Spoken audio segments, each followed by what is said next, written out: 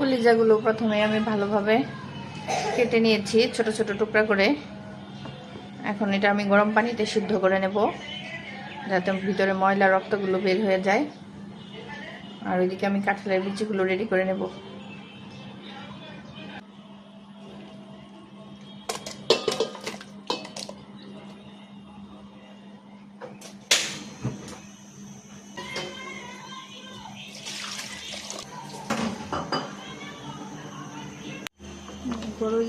কলিজার ময়লাগুলো বের হয়ে গেছে, এখন একটা পরিষ্কার করে নেব।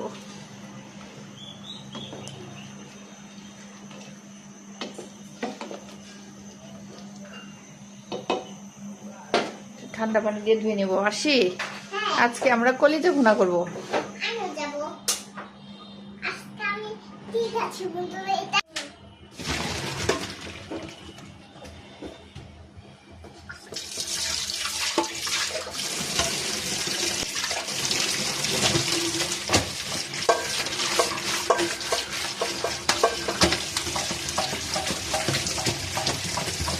এই তো আমাদের কলিজা পরিষ্কার করে ধুয়ে নিয়েছি আর কাঁঠালের বিচিগুলো সুন্দর করে কেটে নিয়েছি।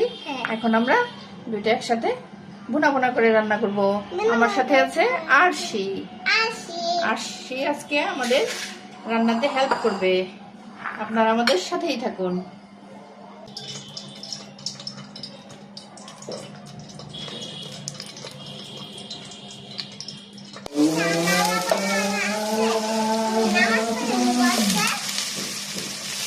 দিয়ে দিবে,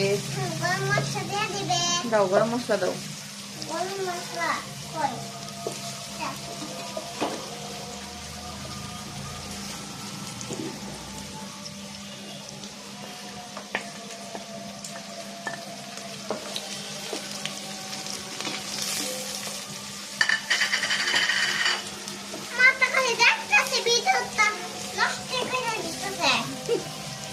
নষ্ট করে নেই, দেখতেই তো পারে।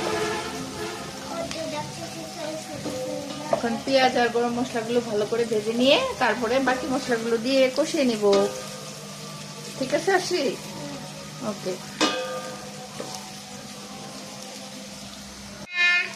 আদা বাটা দিলাম,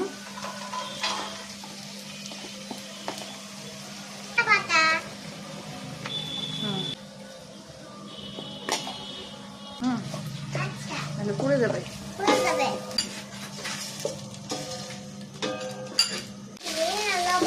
ওকে, লবণ দিয়ে দিই, হবে।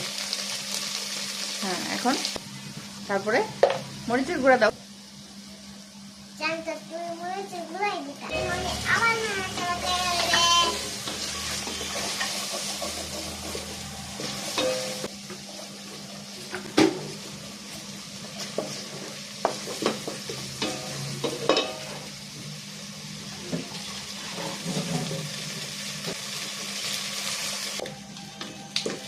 বলো মাম্মি। এখন আমরা ঢাকনা দিয়ে ঢেকে,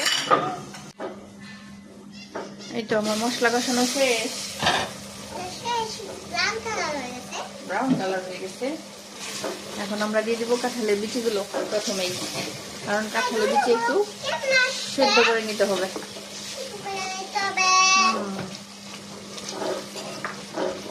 কাঁঠালের বিচি ভালোভাবে সেদ্ধ করে তারপর আমরা কলিজা দিয়ে দিব। দাও, এখন আগে বিচিগুলো সিদ্ধ করে নেই নাকি? তাই তো।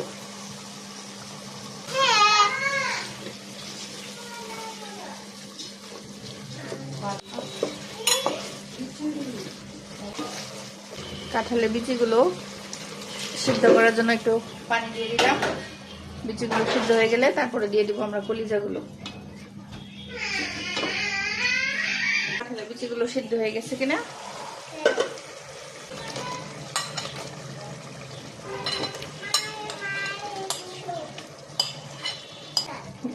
না?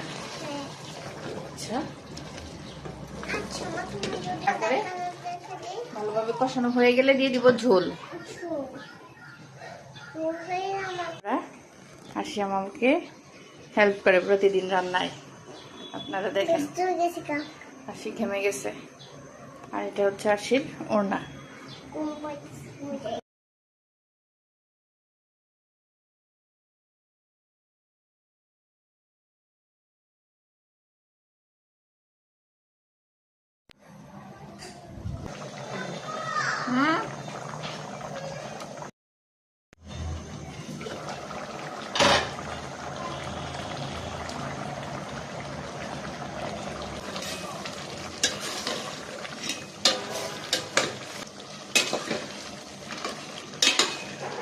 এখন আমি নামিয়ে নিব।